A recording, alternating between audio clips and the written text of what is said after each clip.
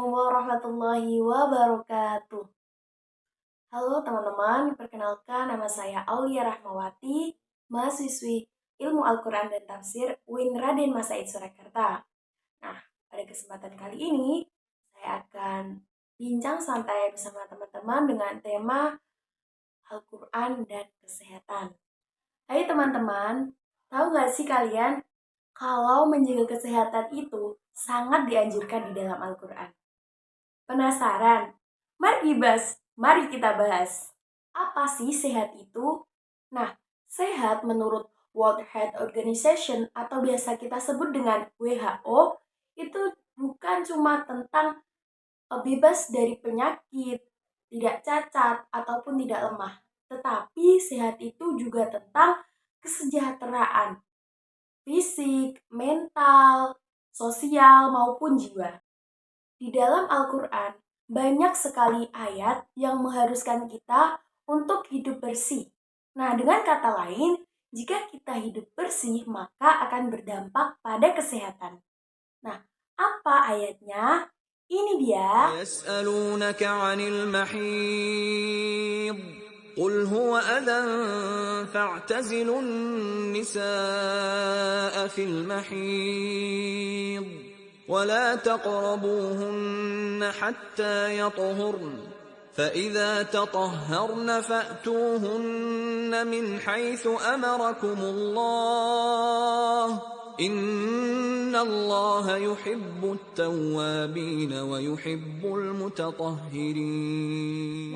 di dalam ayat tersebut sangat jelas sekali bahwa kita itu disuruh untuk hidup bersih dan Allah sangat menyukai orang-orang yang membersihkan diri atau mensucikan diri.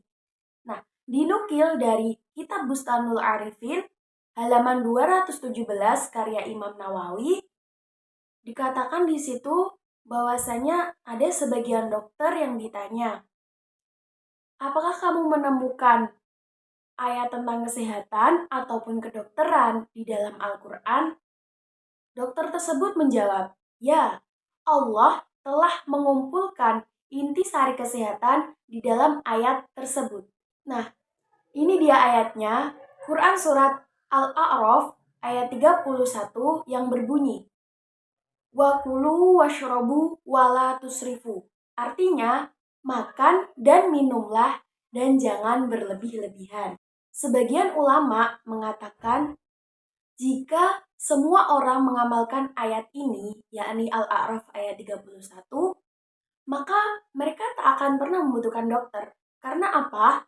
Karena kekenyangan itu adalah sumber dari segala penyakit. Selain menganjurkan untuk hidup sehat, Al-Quran juga bisa sebagai sarana kesehatan atau obat dari penyakit. Loh, kok bisa? Bisa dong. Sini aku kasih tahu. Sebuah survei yang dilakukan oleh Dr. Ahmed Al-Qodi di Klinik Besar Florida, Amerika Serikat, telah berhasil membuktikan bahwa hanya dengan mendengar ayat suci Al-Quran ternyata dapat membawa perubahan fisiologis yang sangat besar. Termasuk salah satunya itu menangkal dari berbagai macam penyakit. Dr. Al-Qodi menyatakan bahwa membaca Al-Quran dengan bersuara akan memberikan pengaruh yang luar biasa terhadap sel-sel otak untuk membantu mengembalikan keseimbangan.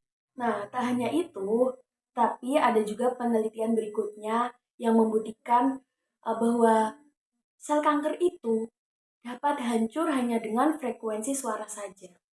Suara apa? Yaitu dengan membaca Al-Quran.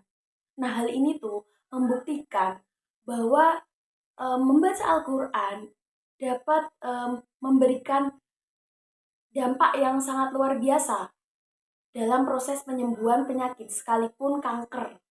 Tentu teman-teman, ini bukan cuma membaca Al-Quran saja, tetapi juga diiringi dengan keyakinan dan tawakal.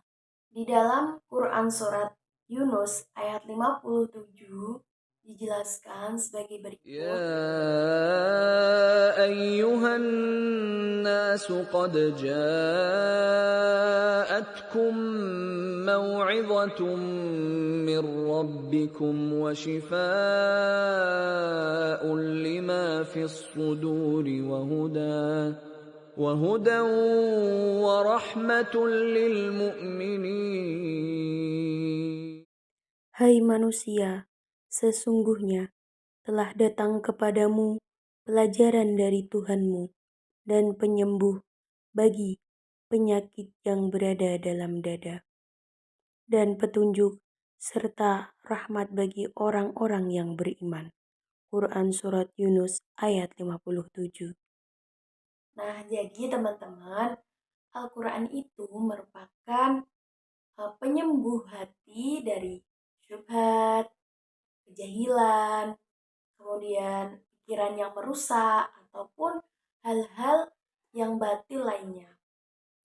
Maka dari itu, kita sebagai hamba Allah sudah sepatutnya kita mensyukuri nikmat sehat yang telah Allah berikan kepada kita.